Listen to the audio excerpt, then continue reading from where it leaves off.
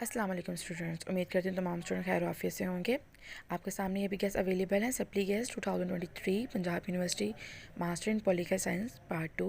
Subject है हमारे पास research methodology और कोड है हमारा 19, जिसको उर्दू में तहकीकी तरीक़ाकार भी कहा जाता है। स्टूडेंट के आपके सामने 5 क्वेश्चन अवेलेबल हैं, बल्कि 7 क्वेश्चन अवेलेबल हैं। ये पेपर चार्टर की फ़र्स्ट 7 ओपिनियन में से हैं। उम्मीद करती हूँ आपका आने वाला पेपर भी इन्हीं सवाल का हिस्सा होगा और अल्लाह ताला आपको ढेर सारी कामयाबियाँ अता फरमाए, आमीन सुम्मा आमीन। चलें बढ़ते हैं क्वेश्चंस की तरफ। स्टूडेंट सबसे पहले क्वेश्चन है हमारा सवाल नंबर 1, साइंसी तरीक़ाकार की वजाहत करें और इसके मराहिल लिखें।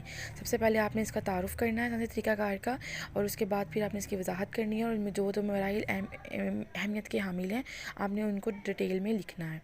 ये क्वेश्चन मोस्ट इंपॉर्टेंट है और इंशाल्लाह आपके पेपर में भी ज़रूर आएगा। सवाल नंबर 2 है हमारा मियारी और मिक़दारी तरीक़ा तहक़ीक़ और तहक़ीक़ी रिपोर्ट।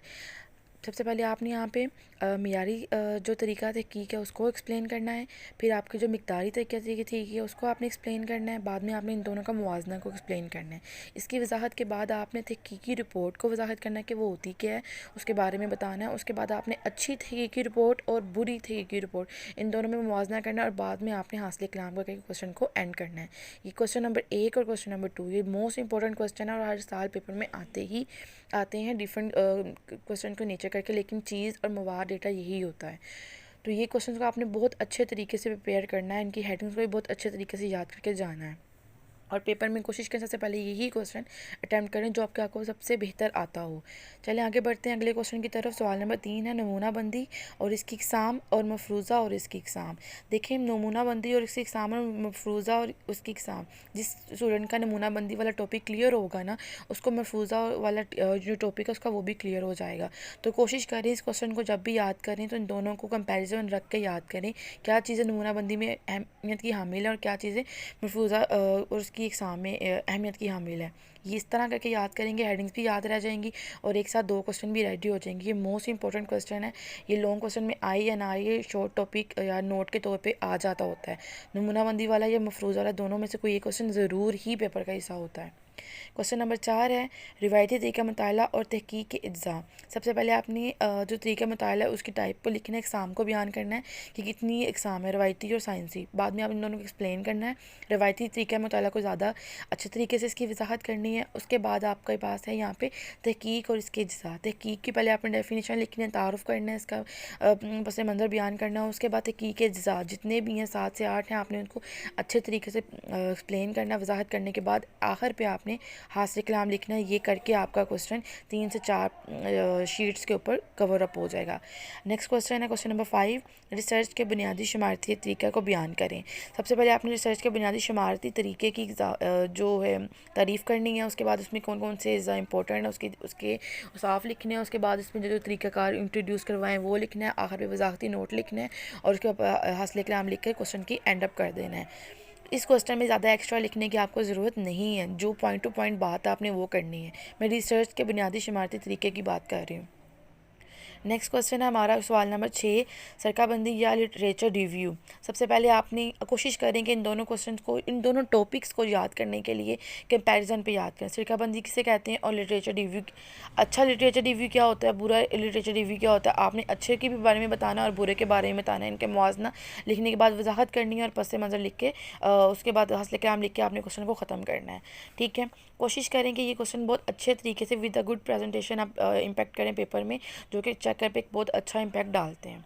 क्वेश्चन नंबर 7 जो कि मोस्ट इंपॉर्टेंट है और हर साल सिर्फ नेचर बदल के क्वेश्चन ज़रूर आता है। जिस तरह अच्छे इंटरव्यू की खसूसियात, यहाँ पे अच्छे तरीक़ाकार एक्सपेरिमेंट उसके भी खसूसियात पूछ सकते हैं। उसके अलावा ये एक अच्छे रिसर्चर की खसूसियात पूछ सकते हैं।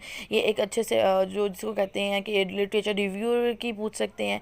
आपने सिर्फ 1 से 2 रद्द बदल के साथ कोशिश करें कि वो जो हेडिंग्स आपने एक अच्छे इंटरव्यू की याद की हैं, जहाँ पे भी चेंजेस आ रही हो, म्यूटेशन आ रही हो, वो करने के बाद आपने वही हेडिंग्स को उसको अगले क्वेश्चन में अटेम्प्ट कर देना है और आपका एक अच्छा क्वेश्चन प्रिपेयर हो जाएगा। ये वो 7 क्वेश्चन हैं जो वो स्टूडेंट जो कि पासिंग मार्क्स लेना चाहते हैं इन अ गुड वे, वही 7 क्वेश्चन रेडी कर ले। इंशाल्लाह पेपर इसी में से आएगा। अल्लाह ताला आपको कामयाबी अता फरमाए। अब उन स्टूडेंट की तरफ चलते हैं जो कि ज़रा पेपर को अच्छे तरीके से और ब्रिलियंट वे में अटैम्प्ट करना चाहते हैं। ये कुछ 7 पॉइंट्स हैं जो कि शॉर्ट नोट के तौर पे भी आ सकते हैं और लॉन्ग क्वेश्चन के तौर पे भी आ सकते हैं।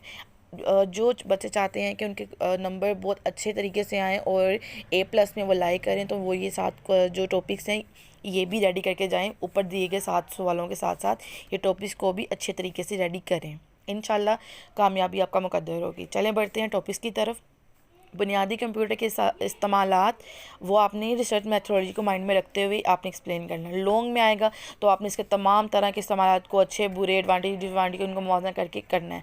शॉर्ट में आएगा तो कोशिश करें कि उसकी जो मेन तमाम तरह की जो साफ है वो डिटेल में बयान हो जाए। उसके बाद है हवाला जात और मुतगैर। आपने इन दोनों को अच्छे तरीके से एक्सप्लेन करना है। हवाला जात की इकसाम भी लिखनी है और मुतगैर की इकसाम भी लिखनी है। इन दोनों में ताल्लुक़ है वो उसको भी बयान करना है और उसके अलावा इसकी जो वजाहत है उसको भी अच्छे तरीके से प्रेजेंट करना है। आगे नज़रिया मार्क्सिज्म और पोस्ट पॉजिटिविज्म। कोशिश करें कि जो नज़रिया मार्क्सिज्म और पोस्ट पॉजिटिविज्म को एक साथ ही याद करें, क्योंकि एक साथ याद करेंगे तो आपके लिए बेनिफिशियल हो जाएगा। APA का तरीका और फोकस ग्रुप।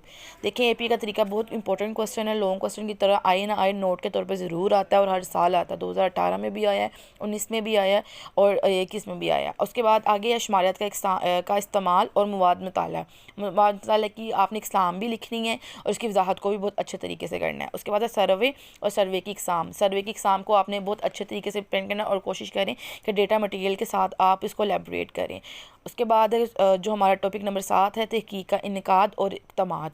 आपने पहले तहकीक की तारीफ़ करनी है। बिल्कुल जो फर्स्ट क्वेश्चन में आपने हेडिंग लिखे होंगे ना उन्हीं को आपने फर्दर करना है। तहकीक की तारीफ़, उसके बाद इनका इनकाद, इनके कहाँ कहाँ यूज़ होते हैं, इनके इक़दामात और इनके मिस यूज़ के क्या हैं वो भी। मुवाज़ना लिखने के बाद आपने वजाहत लिखनी है और उसके बाद अपने हासिल कलाम लिखे क्वेश्चन को वाइंड अप कर देना है।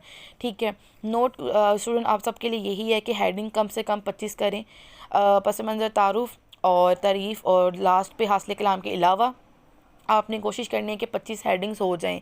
ठीक है। अब कोशिश करें कि अगर अब इस पेपर में आप ये भी कर सकते हैं कि अगर आपकी एक क्वेश्चन की हेडिंग दूसरे क्वेश्चन में भी चल रही हैं तो वो आप मेंशन कर सकते हैं थोड़े से वर्ड्स के चेंजेस के साथ। डिटो वही हेडिंग्स मत मेंशन कर दीजिएगा।